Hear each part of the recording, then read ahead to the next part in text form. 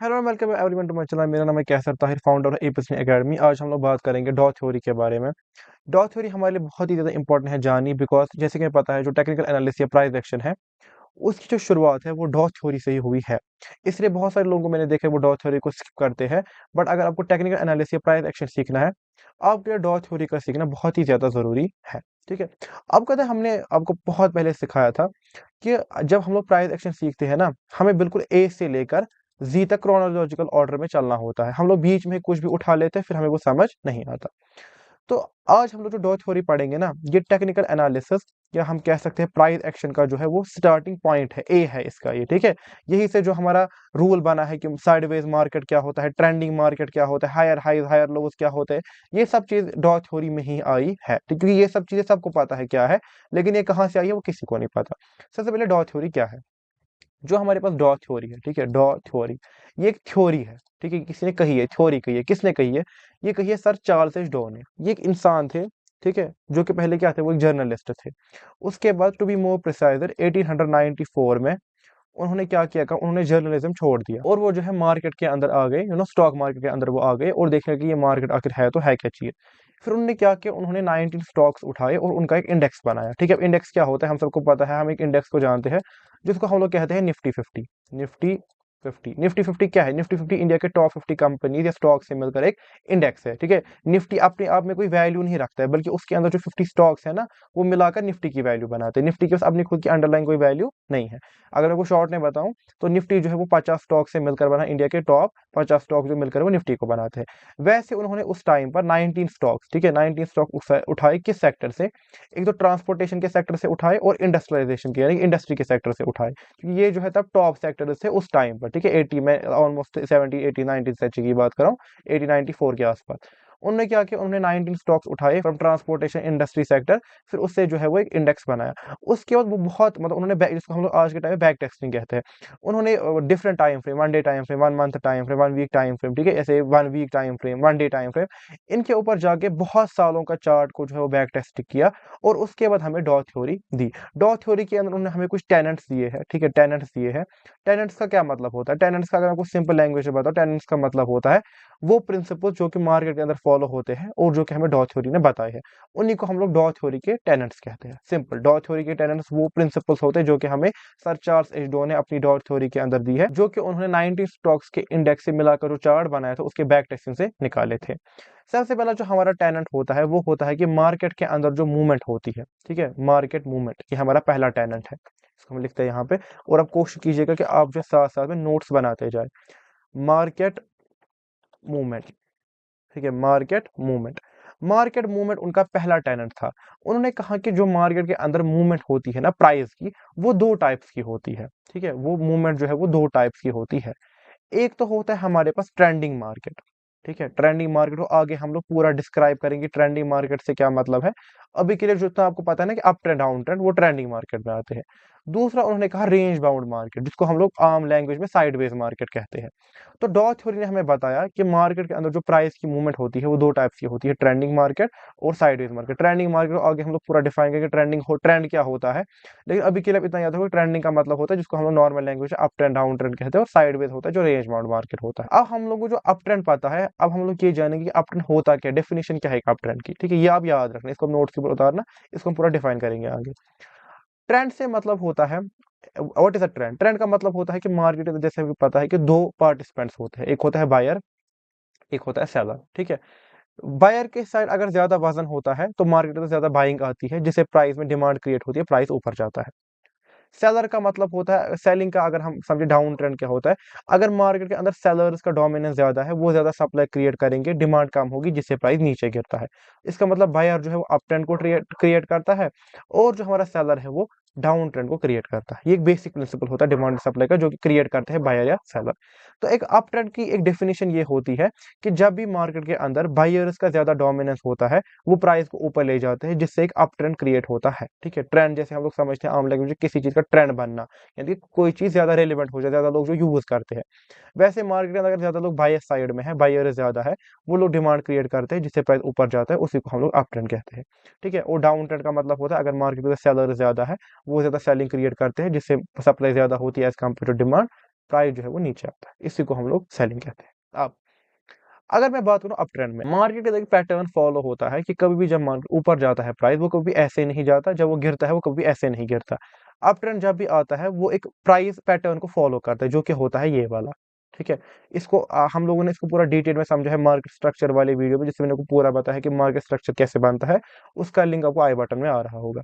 और down trend जो है वो इस पैटर्न में आता है। ठीक है, इसको हम लोग स्विंग कहते हैं, इसको हम लोग रिट्रेसमेंट कहते हैं। ठीक है, एक बेसिक मैं आपको बताता हूँ, बाकी अब उस वाली वीडियो को पूरा देखना डिटेल में, मैंने पूरा समझाया है। जो जो ये जो है ना, ये वाली लाइन यहाँ से लेकर यहाँ तक, इसको हम लोग स्विंग कहते हैं। ठीक है, जो सी स्विंग हमारे ट्रेंड के साथ में चलती है, मतलब यहाँ पे अप ट्रेंड है, ये वाली स्विंग ट्रेंड के साथ में है, तो जो सी स्विंग हमारे ट्रेंड के साथ में चलती है उसको हम लोग नॉर्मल स्विंग कहते हैं। और जो वाली स्विंग ट्रेंड के अगेंस्ट में आती है, बिकॉज अप ट्रेंड है ऊपर है लेकिन ये नीचे आ रहा है प्राइस, इसको हम लोग रिट्रेसमेंट कहते हैं। इसमें हमारा जो होगा डाउन ट्रेंड में ये स्विंग होगा और ये हमारा रिट्रेसमेंट होगा, बिकॉज प्राइस नीचे जा रहा है, ये वाली स्विंग प्राइस के साथ चल रही है, तो ये हमारी स्विंग होगी। इसमें प्राइस ऊपर जा रहा है, मतलब ट्रेंड के अगेंस्ट मूव आ रहा है, ये हमारा रिट्रेसमेंट होगा। डॉ थ्योरी का कहना है कि मार्केट के अंदर हमारे पास दो ट्रेंड्स होते हैं, अप ट्रेंड डाउन ट्रेंड। और एक अप ट्रेंड तभी बन सकता है जब मार्केट कंटिन्यूअसली स्विंग बनाने के वजह रिट्रेसमेंट करेगा, तो प्रीवियस स्विंग के हाई को तोड़ेगा। और जब तक मार्केट प्रीवियस स्विंग के हाई को कंटिन्यूअसली तोड़ेगा, वो कंटिन्यूअसली अप ट्रेंड में रहता है। ठीक है, और डाउन ट्रेंड भी सेम है, जब तक मार्केट रिट्रेसमेंट के बाद प्रीवियस स्विंग के लो को तोड़ रहा है, वो डाउन ट्रेंड में है। ये होता है हमारा जो पहला टेनेंट है, ट्रेंडिंग मार्केट। उसके अंदर जो ट्रेंड होता है, ट्रेंड का उन्होंने ये डेफिनेशन दिया है कि जितनी भी मार्केट स्विंग बनाने के बाद रिट्रेस करता है, उसके बाद जितनी भी प्रीवियस स्विंग का हाई कंटिन्यूसली टूटेगा, वो हमारा अप ट्रेंड होता है। जितनी मार्केट जो है वो डाउन ट्रेंड में रिट्रेसमेंट करने के बाद प्रीवियस स्विंग का लो कंटिन्यूसली तोड़ेगा, वो हमारा डाउन ट्रेंड होता है। ठीक है, दूसरा उन्होंने बोला था कि दूसरी जो टाइप की मार्केट मूवमेंट होती है वो होती है साइडवेज मार्केट। साइडवेज मार्केट उन्होंने डेफिनेशन ये दी थी कि अगर मार्केट एक रेक्टेंगल के अंदर ट्रेड कर रही है इस तरीके से, मतलब ना ही तो वो अप ट्रेंड बना रही है और ना ही तो वो डाउन ट्रेंड बना रही है, ना वो हायर हाई हायर लोज बना रही है, ना वो लोअर हाई लोअर लोज बना रही है, अगर वो ऐसे समझो।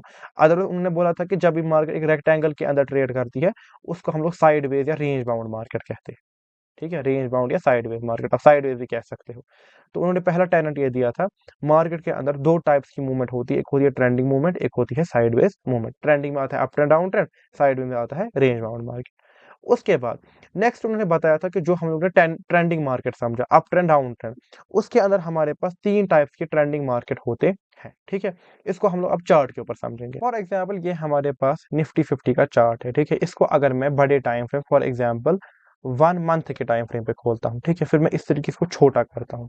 ठीक है, मैं छोटा कर रहा हूँ, छोटा कर रहा हूँ, तो हमें देखने को मिलता है कि जब से निफ्टी स्टार्ट हुआ है, ठीक है, ऑलमोस्ट इसमें 2006 से चार्ट है, लेकिन ऑलमोस्ट 90-95 सबको चार्ट देखने को मिल जाएगा।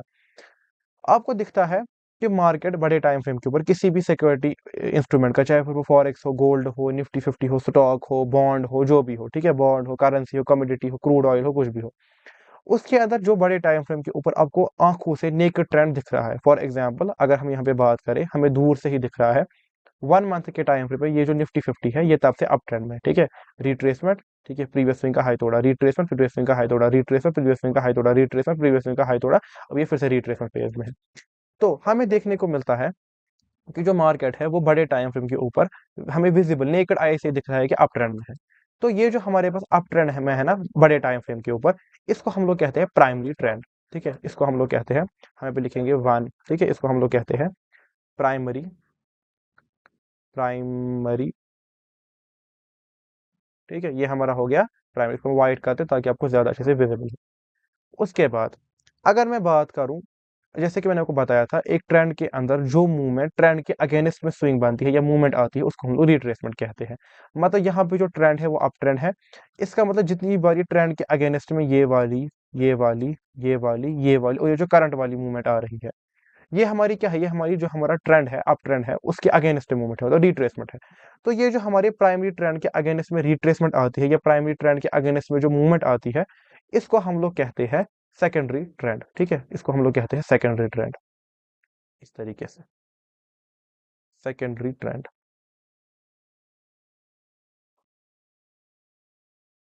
ये हमारा कौन सा, ये हमारा सेकंड पार्ट। ठीक है, ये जो 1 हो गया तो अब एडजस्ट कर लेना, ये सेकंड ट्रेंड है। उसके बाद थर्ड हमारे पास होता है माइनर ट्रेंड। थर्ड हमारे पास होता है माइनर ट्रेंड। अब माइनर ट्रेंड क्या होता है, आपने अक्सर देखा होगा जब हम लोग इंट्राडे ट्रेडिंग करते हैं, किसी दिन मार्केट बुलिश होती है, किसी दिन मार्केट बेयरिश होती है। तो ये जो डेली बेस पे मार्केट में अप ट्रेंड या डाउन ट्रेंड बनता है, इसी को हम लोग माइनर ट्रेंड कहते हैं। सिंपल, ठीक है। इसको हम लोग तो भी ठीक करने की कोशिश करते हैं यहाँ पर। इसको हम लोग ठीक करते हैं, ठीक है। इसको हम लोग जो है वो सेकंड नंबर है हमारा ये, ठीक है, सेकंड। चलो अभी अच्छा हो गया। इसका मतलब ये है कि किसी भी सिक्योरिटी, कोई भी सिक्योरिटी इंस्ट्रूमेंट हो, ठीक है, उसके या कोई भी फाइनेंशियल इंस्ट्रूमेंट हो, उसके अंदर जो हमारा चार्ट होता है, अगर हम उसको बड़े टाइम फ्रेम के ऊपर खुलाते हैं, एग्जाम्पल 1 मंथ 1 वीक, उसके अंदर जो हमारा ट्रेंड होता है वो हमारा प्राइमरी ट्रेंड होता है। उस प्राइमरी ट्रेंड के अंदर जो रिट्रेसमेंट आती है उसको हम लोग सेकेंडरी ट्रेंड कहते हैं। और डेली बेस पे जो हमारा अप ट्रेंड या डाउन ट्रेंड दोनों होते हैं उनको हम लोग माइनर ट्रेंड कहते हैं। मतलब ट्रेड हम लोग इंट्राडे ट्रेडिंग माइनर ट्रेंड के अंदर ही करते हैं। उसके बाद उन्होंने जो हमारा नेक्स्ट टेनेंट दिया था, ठीक है, टेनेंट नंबर सेकंड, वो था हमारे पास कि जो मार्केट होता है ना वो हमेशा डिस्काउंट देता है, जिसको हम लोग कहते हैं मार्केट, ठीक है, मार्केट डिस्काउंट एवरीथिंग, ठीक है, मार्केट डिस्काउंट एवरीथिंग की टेनेंट। इसका मतलब ये है कि जब भी एक अप ट्रेंड बनता है ना, उसके अंदर अभी हम लोगों ने बात की रिट्रेसमेंट आता है। ये रिट्रेसमेंट क्यों आता है? ये रिट्रेसमेंट इसलिए आता है बिकॉज ये जो अप ट्रेंड बना है, इस अप ट्रेंड की स्विंग के अंदर जिन ट्रेडर्स या इन्वेस्टर्स को मार्केट के अंदर एंटर करने का मौका नहीं मिला होता है, मार्केट जो है वो ये रिट्रेसमेंट करती है ताकि उनको डिस्काउंट प्राइस मिले बाय करने के लिए, इसीलिए रिट्रेसमेंट आती है। ठीक है, ये आपको बेसिक पता होना चाहिए कि अगर स्विंग बनती है उसके अंदर जो हम लोग सुनते हैं रिट्रेसमेंट पुल बैक, वो पुल बैक आता ही क्यों है? कुछ रीजन तो होगा ना पीछे, तो वो पुल बैक जो है इस रीजन से आता है। इसका मतलब ये है कि जो आप देखते हो स्विंग के अंदर रिट्रेसमेंट, ये है जो है हमारी डॉट थ्योरी से ही आई है, मार्केट डिस्काउंट एवरीथिंग के टेनेंट से। ये इसलिए रिट्रेसमेंट आता है ताकि इस स्विंग के अंदर जिनको बाय करने का मौका नहीं मिला, वो रिट्रेसमेंट में डिस्काउंटेड प्राइस के ऊपर बाय करे। सेलिंग प्राइस भी हमारा सेम होगा जब मार्केट डाउन ट्रेंड में होगी। ये जो रिट्रेसमेंट बनता है ये मार्केट के अंदर जिन लोगों ने इस स्विंग के अंदर सेलिंग नहीं की होती है, उनको महंगा प्राइस देता है सेल करने के लिए, और इसी को हम लोग मार्केट डिस्काउंट एवरीथिंग की टेनेंट कहता है। उसके बाद जो हमारा थर्ड टेनेंट होता है वो होता है all indices must confirm with each other. ठीक है, ये मैं शॉर्ट में लिख रहा हूं, आप समझो। All indices must confirm with each other. इसका मतलब ये है कि एक कंट्री के अंदर जो मेन इंडाइसेस होते हैं, जैसे इंडिया के अंदर निफ्टी 50 है, बैंक निफ्टी है, ठीक है, सेंसेक्स है, इन सब का एक हेल्दी इकोनॉमिक के अंदर सेम ट्रेंड होना चाहिए।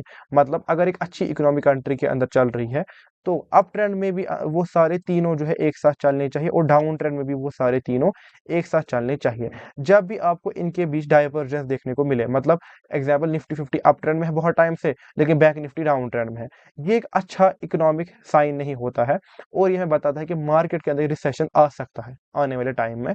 इसलिए बोलते हैं कि जब भी मार्केट में चाहे अप ट्रेंड बने या डाउन ट्रेंड, जो एक कंट्री के मेजर इंडाइसेस होते हैं वो सेम ट्रेंड के अंदर होने चाहिए। जो हमारा फोर्थ टेनेंट होता है वो होता है volume must confirm with trend. ठीक है, volume must confirm with trend. इसका मतलब ये है कि अगर एक अप ट्रेंड है, ठीक है, अप ट्रेंड है, सबसे पहले वॉल्यूम क्या होता है? वॉल्यूम का सिंपल सा मतलब होता है, हमें पता है मार्केट के अंदर दो पार्टिसिपेंट होते हैं, बायर और सेलर। ठीक है, जब भी बायर और सेलर एक सौदा करते हैं, वहां से जो ट्रांजैक्शन क्रिएट होती है, ठीक है, इसने इसको बेचा, इसने इसे खरीदा, जो भी हुआ, इनके बीच जो ट्रांजैक्शन होती है उस एक ट्रांजैक्शन से एक वॉल्यूम जनरेट होता है। नेक्स्ट जो हमारा फोर्थ टेनेंट है वो ये कहता है कि जब एक अप ट्रेंड होता है, इसका मतलब ये है कि ज्यादा ट्रांजैक्शन होगी, क्योंकि जब लोग देखेंगे प्राइस बढ़ेगा तो वो और ज्यादा डिमांड क्रिएट करेंगे, और डिमांड क्रिएट करने के लिए ऑब्वियसली वो पर्टिकुलर फाइनेंशियल इंस्ट्रूमेंट को बाय करेंगे, जिससे वो और ज्यादा सौदा करेंगे, अगर हिंदी में बोले और सौदा सौदा करेंगे, जिससे जो वॉल्यूम क्रिएट होगा।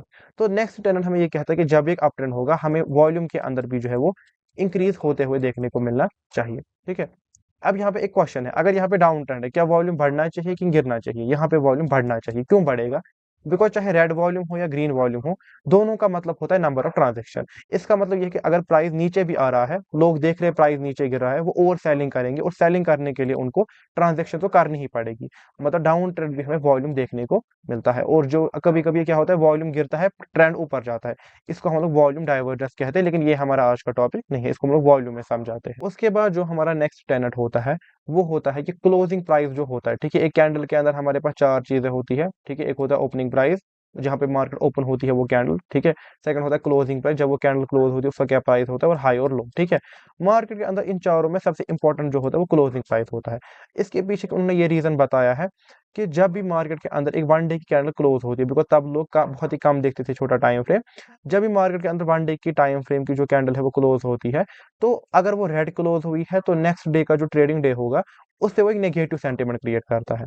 अगर वो ग्रीन में क्लोज हुई है तो वो हमारे लिए पॉजिटिव सेंटिमेंट क्रिएट करता है। अब उन्होंने तो ये 1 डे टाइम फ्रेम के हिसाब से बताया था, लेकिन फिर जब हम लोग छोटे-छोटे टाइम फ्रेम के ऊपर ट्रेड, कैंडलस्टिक, बाकी सब चीज़ें देखने लगे, तो तब से यही चला आ रहा है कि हम उनके ऊपर भी क्लोजिंग प्राइस को सबसे ज़्यादा अहमियत देते हैं एज़ कम्पेयर टू इसके, इसके और इसके। इसलिए आपने सुना होगा जब हम बोलते हैं कि कन्फर्मेशन कैंडल बनेगी कैंडलस्टिक की, वो क्लोज होनी चाहिए। अगर हैमर बन रहा है वो क्लोज होना चाहिए। वो क्लोज क्यों हम बोलते हैं? उसके पीछे का यही रीज़न है कि तब से लेकर आज तक हम लोग सबसे इम्पोर्टेंट जो है वो क्लोजिंग प्राइस को ही मानते हैं। नेक्स्ट जो हमारा लास्ट टेनेंट होता है, ठीक है? वीडियो थोड़ा-सा लंबा हो रहा है लेकिन इसमें हम लोग पूरा जो है वो डिटेल में समझ रहे हैं। जो हमारा सिक्स्थ टेनेंट होता है उसको हम लोग कहते हैं accumulation phase, public participation phase और डिस्ट्रीब्यूशन फेज़। इसका मतलब ये होता है कि जब भी मार्केट एक साइडवेज यानी कि रेंज बाउंड में होती है, वो इसलिए होती है एक ट्रेंडिंग मार्केट में, ताकि वो जितने भी लोगों ने अगर यहाँ से अप ट्रेंड था पहले, इस अप ट्रेंड में बाइंग कर रही होती है, वो सारे अपनी प्रॉफिट बुकिंग करते हैं और साथ में यहाँ पे नए बायर्स को एंटर होने का मौका मिलता है। उसके बाद क्या होता है, अगर यहाँ पे अप ट्रेंड है फिर मार्केट साइडवेज हो जाती है नए बायर्स को एंटर करने के लिए और यहाँ पे जितने भी लोगों ने बाइंग की है वो प्रॉफिट बुकिंग करते हैं। उसके बाद अगर मार्केट फिर से अप ट्रेंड को कंटिन्यू करता है, इस पूरे साइडवेज मार्केट को हम लोग एक्यूमुलेशन फेज कहते हैं। ठीक है? और ये जो पूरा अप ट्रेंड बनता है इसको हम लोग पब्लिक पार्टिसिपेशन फेज कहते हैं। उसके बाद अगर फिर से मार्केट साइडवेज हो जाएगा और फिर से अप ट्रेंड कंटिन्यू करेगी, फिर से एक्यूमुलेशन फेज हो जाएगा। लेकिन जैसे कि पता है मार्केट के अंदर कोई भी पर्टिकुलर फाइनेंशियल इंस्ट्रूमेंट का प्राइस जो है वो ओवरबॉट हो जाता है, मतलब उसका ज़्यादा हो जाता है, तो कभी ना कभी उसको नीचे गिरना होता है। तो अगर मार्केट साइडवेज होने के बाद किसी भी पॉइंट में अप ट्रेंड के अंदर फिर डाउन ट्रेंड बनाना शुरू करती है, इस बार इसको हम लोग डिस्ट्रीब्यूशन फेज कहेंगे। ठीक है? अगर मार्केट अप ट्रेंड में है, साइडवेज हो जाती है, उसको एक्यूमुलेशन फेज कहते हैं। फिर जो अप ट्रेंड बनता है इसको हम लोग पब्लिक पार्टिसिपेशन फेज कहते हैं। और अगर किसी पर्टिकुलर पॉइंट के ऊपर साइडवेज होने के बाद मार्केट ट्रेंड रिवर्स करती है, उसको हम लोग डिस्ट्रीब्यूशन फेज कहते हैं। डाउन ट्रेंड भी सेम होगा, अगर मार्केट डाउन ट्रेंड में है, उसके बाद वो साइडवेज हो जाती है, तो अगर वो साइडवेज होने के बाद ट्रेंड को कंटिन्यू करती है, ये हमारा एक्यूमुलेशन फेज है। ठीक है? ये हमारा पब्लिक पार्टिसिपेशन फेज है। ठीक है? Public participation. और जब तक ये साइकिल कंटिन्यू हो रहा है, same accumulation public participation, accumulation public participation. अगर लेकिन किसी पर्टिकुलर पॉइंट पे पहुंचने के बाद मार्केट जो है इस तरीके से साइडवेज होने के बाद ट्रेंड को रिवर्स करती है, मतलब अप ट्रेंड से डाउन ट्रेंड बनाना शुरू करती है, क्योंकि वो ओवरसोल्ड ज्यादा हो गई होती है। इस पूरे साइडवेज फेज को फिर हम लोग डिस्ट्रीब्यूशन फेज कहेंगे, डाउन ट्रेंड। तो ये होता है एक्यूमुलेशन, पब्लिक पार्टिसिपेशन और डिस्ट्रीब्यूशन फेज। ये हमारे पास होते हैं हमारे सारे डॉ थ्योरी के टेनेंट। इसको हम लोग पूरा डिटेल में समझाते हैं हमारे पर्सनल ट्रेनिंग कोर्सेज और लाइव बैच के अंदर। ठीक है? तो हम जो है आज हम लोगों ने समझा कि डॉ थ्योरी क्या होती है और इसके क्या टेनेंट्स होते हैं। तो मुझे उम्मीद है आपको ये वीडियो बहुत पसंद आई होगी। बाकी अगर आपको one on one personal training मुझसे चाहिए या अगर आपको हमारे रेगुलर बैच ज्वाइन करनी है, कोर्स देखना है, ऊपर आपको मेरी टीम का नंबर दिख रहा है, आप उसे कॉन्टैक्ट कर सकते हैं और वो जो आपको पूरी तरह से गाइड करेंगे। बाकी हम लोग मिलेंगे अगली क्लास में, तब तक के लिए बाय।